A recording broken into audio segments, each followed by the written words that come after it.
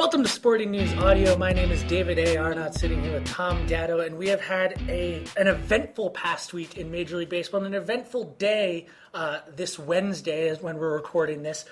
Alex Rodriguez hit his 600th home run, but for the Yankees, they're not necessarily in a very happy place at the moment. No, they're not in a happy place. In fact, they find themselves in second place in the American League East. First time since when? Like early in the season? Early in the season. And was it June 13th, something like that? I don't know. I read it. It was a while ago. It was a while ago, and for the Yankees, it's a place they don't want to be. Trailing the Rays by a game, heading into a weekend series with the Red Sox, who are chasing both the Yankees and the Rays and trying to hang on in both the division and the wild card races. So for the Yanks, not a pleasant time, at least the past couple days, against the Blue Jays. Yeah, the AL East definitely, as it seems almost every year, shaping up to be one of the more exciting races in Major League Baseball.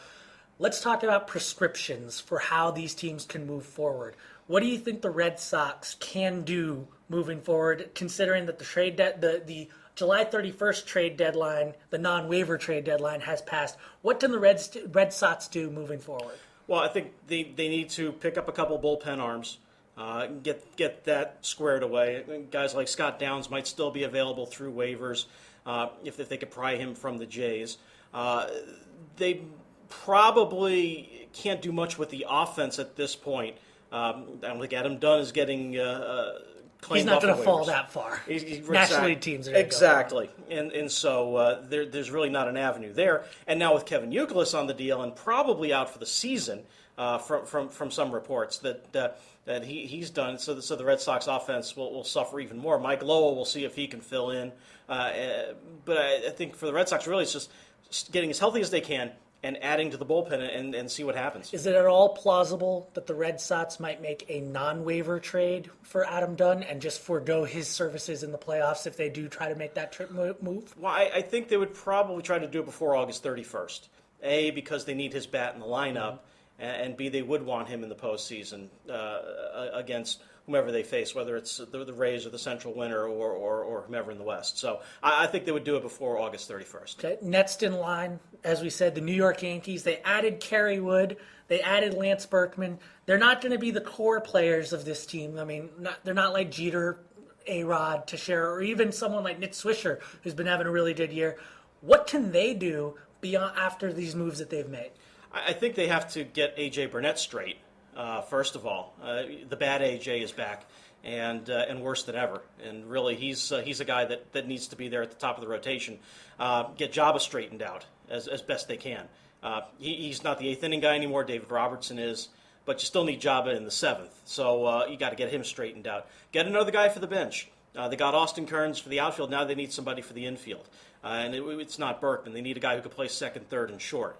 They were talking about Ty Wigginton perhaps, but that's probably not going to happen. So find another utility guy. Tweaks here and there, and get guys' frames of mind right as they go forward, as they try to battle the Rays. I mean, no matter what, it seems like the Yankees are going to make the playoffs, and they're pretty much just jockeying for position at this point. Just need to hold serve, not collapse like the 1950-something Phillies did. I forget what year it was, but they lost 10 games in 12 days, something like that. As long as they don't have that kind of epic collapse, they should be okay. The other team that should be okay, and I think has actually surprised people again, even though they knew they were good going in, was the Tampa Bay Rays. They really have, and Joe Madden has been a master at juggling the pieces that he has, especially in the infield. When you've got guys like Jason Bartlett with an offseason, now you've got Reed Brignac coming on. You've got Sean Rodriguez, whom they picked up in the Scott Kazmir deal last year, becoming a semi-regular player. Ben Zobrist, with his versatility, still a standout. Now, when you can have a B.J. Upton, again, having a bad season, but getting contributions from a Gabe Kapler in the outfield, that's an important thing. Carlos Pena has been up and down, but they've been okay. So when you are able to juggle pieces like that and still be in first place, that's A, a very talented ball club, and B, a very talented manager in Joe Madden. Looking at the Rays, and you can tell me your opinion about this, I think that they are an example of two aspects of building a roster. One is that they've done an exceptional job scouting and developing pitchers, and that might be partly due to luck. It might be partly due to their skill at that. But then the second thing that they've done, which I think is almost all skill, is that they've been exceptional at getting marginal players to improve outside of their core. I believe it was Fangraphs.com has a post up today about how you can improve, how improving your core can do, or how improving your periphery can do a lot to improve you. And I think that the Rays are a prime example of that. They're a prime example of that, and as I mentioned, the guys like Zobrist, who they picked up in the Aubrey Huff trade.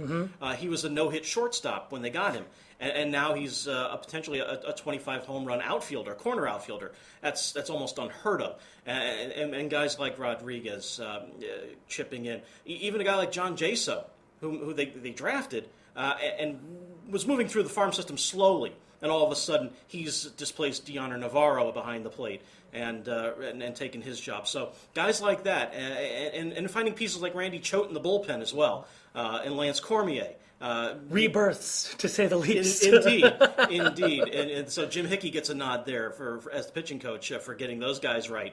All the pieces, as you say, fit. Part of that, too, is being bad for a lot of years and getting guys like David Price and James Shields and Evan Longoria and Jeff Neiman and B.J. Upton, et cetera, and Carl Crawford. So it all came together now in the past 3 years for the Rays, and I see it lasting at least a couple more. Tom Gatto, thanks for joining us on Sporting News Audio. Thank you, David.